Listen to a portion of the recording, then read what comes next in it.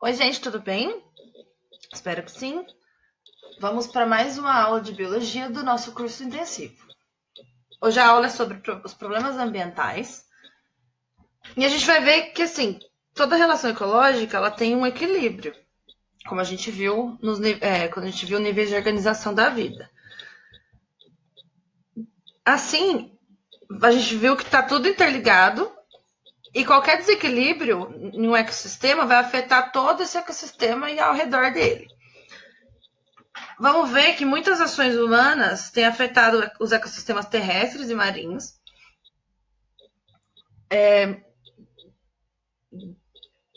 De forma que a nossa biosfera ela sofre com muitos problemas ambientais que afetam o planeta e a gente, né? Consequentemente.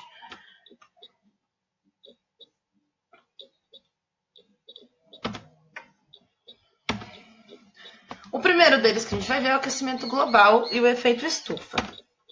O efeito estufa ele é o aquecimento da Terra em decorrência do acúmulo de gases na atmosfera. Esse aquecimento ele vai proporcionar para a gente temperaturas agradáveis para a gente viver, né? Ao redor do planeta. Porque se não tivesse esse aquecimento, a Terra ela ia ser muito fria e ela ia sofrer várias oscilações de temperatura que ia dificultar a nossa sobrevivência. Os principais gases do efeito estufa são esses: o CO2, o CH4, o óxido nitroso, que é o N2O, os CFCs, que eles são chamados assim, eles são os clorofluorcarbonetos, os HFCs, que são hidrofluorcarbonetos, e os PFCs, que são perfluorcarbonetos. E também a gente vai ter o hexafluoreto de enxofre, que é o SF6, e vapor de água. Então, esses gases juntos, eles vão... vai acontecer o efeito estufa devido a esses gases. O problema que acontece é quando a gente emite... As atividades humanas, elas vão liberar massivamente esses gases. Então, com essa liberação em excesso desses gases, a gente vai ter o aquecimento global. Então, o aquecimento global ele é a consequência do aumento do efeito estufa. O efeito estufa, por si só, ele não é um problema. O problema é que a gente emite muito mais gases do que normalmente teria. Com a indústria, com a pecuária, com todas essas coisas. Então, esse aquecimento global ele vai causar o derretimento das geleiras, né? A gente está vendo aqui, eu coloquei algumas fotos de indústria da emissão de gases, né? E isso vai ocasionar o derretimento das geleiras. Por causa desse derretimento das geleiras, o aquecimento dos oceanos e, por consequência, a extinção de muitas espécies.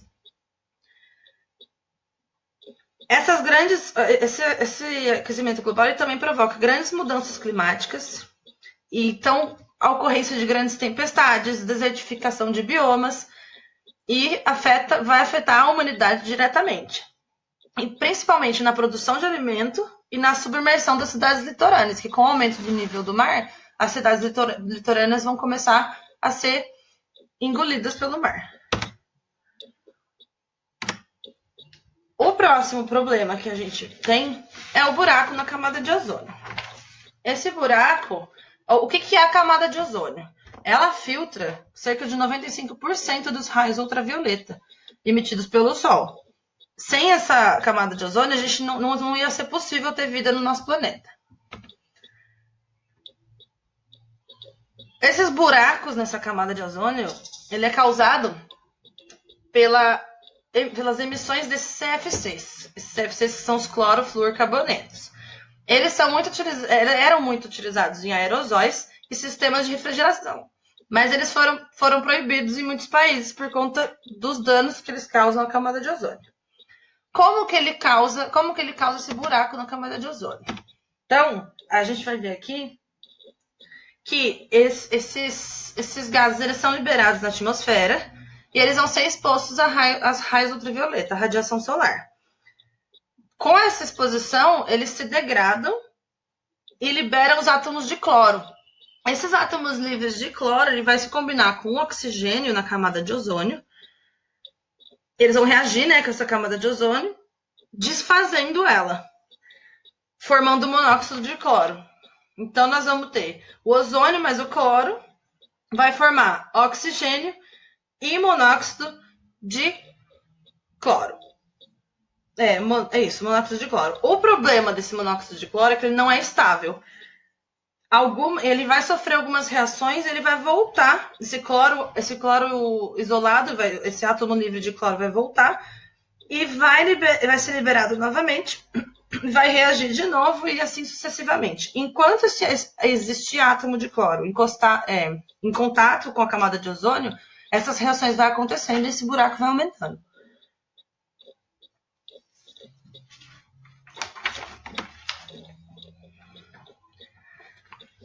As consequências dos buracos na camada de ozônio na gente, né, diretamente. A gente vai ter maior incidência de câncer de pele, maior incidência de catarata.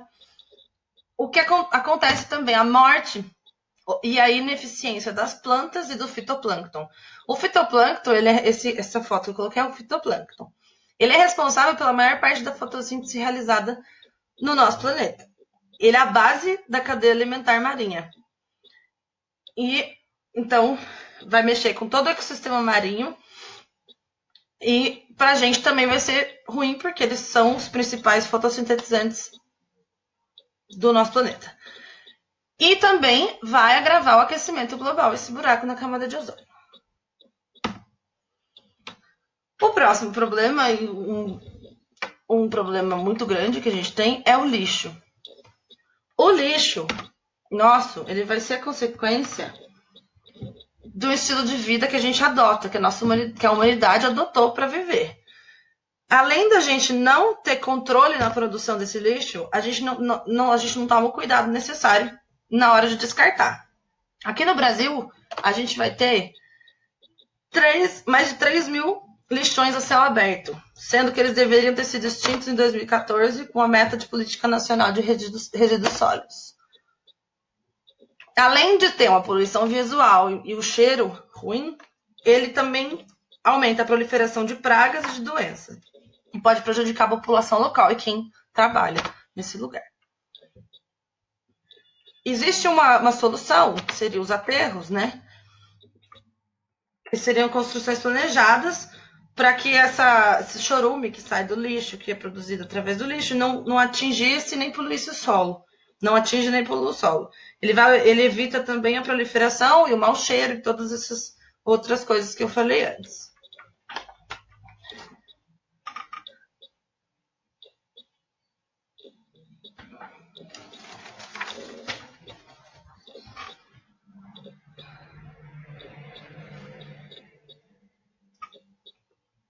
Além desses lixões a céu aberto, a gente tem a preocupação do lixo no mar, né?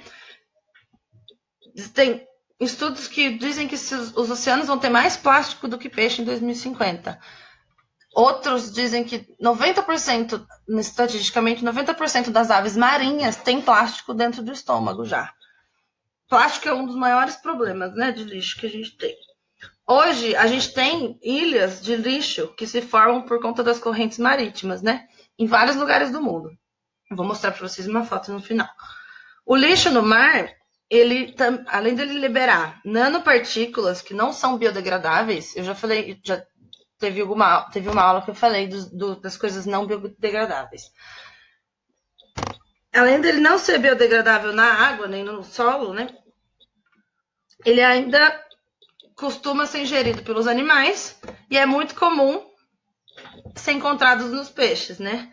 Tartaruga, a gente encontra bastante bicho morto porque ingeriu em excesso tampinha de garrafa, sacola plástica, canudo.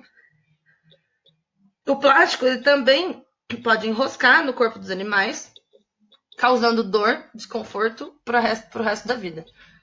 Então, às vezes eles ficam presos, eles não conseguem sair, eles vivem a vida inteira presos, eles crescem de acordo com o limite que aquele plástico dá para eles, dependendo de onde está preso, e é horrível. Enfim.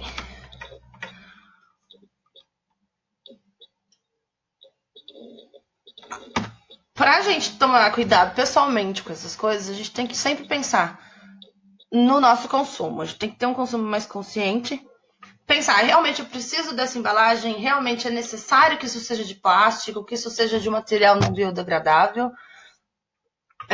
Ver aonde você descarta seu lixo, como que é descartado, como que a reciclagem é feita na cidade. Recusar ao máximo a gente comprar plástico, tem sempre tentar substituir por alguma outra coisa, ver outras maneiras de consumir produtos que você já consome,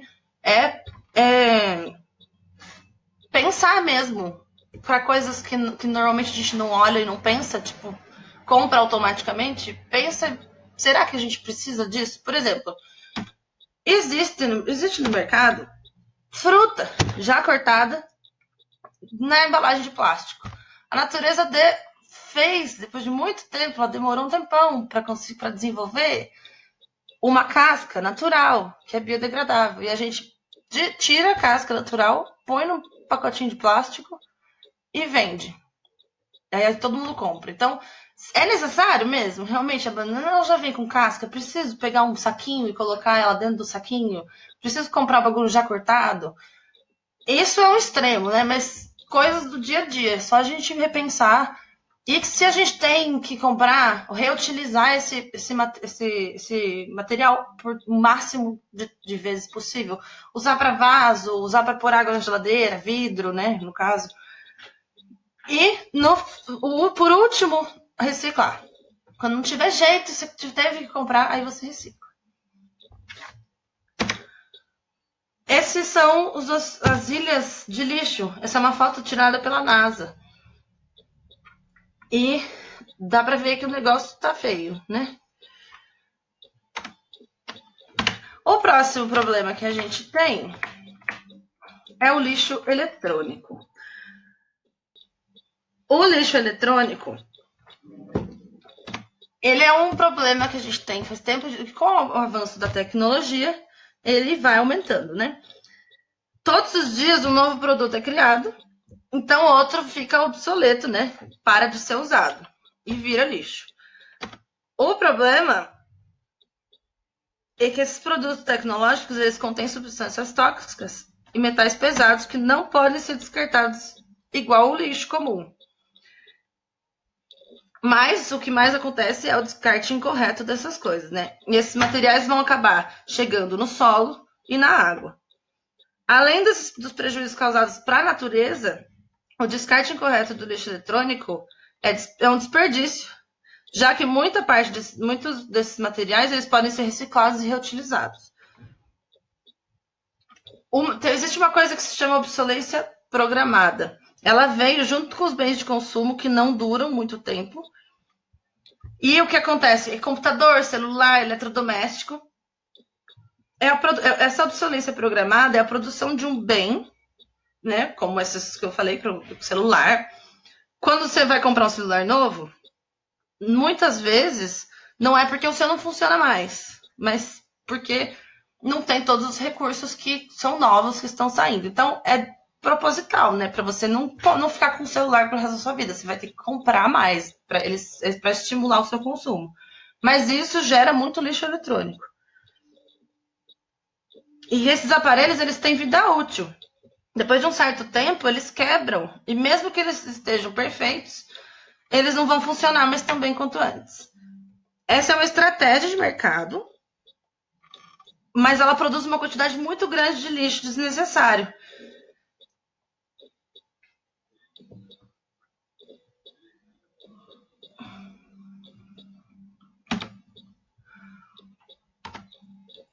Os últimos dois problemas que eu coloquei aqui para vocês, esses não são os únicos, tá? A gente tem vários outros problemas. Queimadas, desmatamento, que aumenta o aquecimento global também. Então, mas agora eu vou falar sobre as erosões e os desastres ecológicos causados pelo homem, principalmente. Então, a erosão ela vai ser um processo de ressecamento, empobrecimento, e aí vai desgastando e formando buraco no solo, porque não tem cobertura vegetal. Então, acontece por meio da chuva, da água da chuva, né? Ou alguns rios e também pelo vento. A erosão ela vai se tornar um problema ambiental ainda maior quando ela vai acontecer em regiões desmatadas. Porque isso vai ocorrer, vai causar outro problema, que é a lixiviação do solo. A lixiviação ela vai ser a lavagem de nutrientes desse solo, por conta das chuvas. Elas vão cair direto no solo, que não tem proteção vegetal, e essa água vai retirar completamente o nutriente desse solo. E vai acontecer mais rapidamente em lugares que chovem muito, como lugares tropicais. E os desastres ecológicos, eles vão ser acontecimentos que causam grande destruição ambiental e pode ser de origem antrópica, né, origem de ação do homem, ou pode ser natural. Só que os desastres naturais são vulcão, erupção de vulcão, tsunami, terremoto, mas as causadas pelo ser humano são mais drásticas, como no caso de Mariana e Brumadinho. Normalmente é por causa de barragem de energia, essas coisas. E é isso por hoje, gente. Muito obrigada, espero que vocês tenham entendido. E até a próxima aula.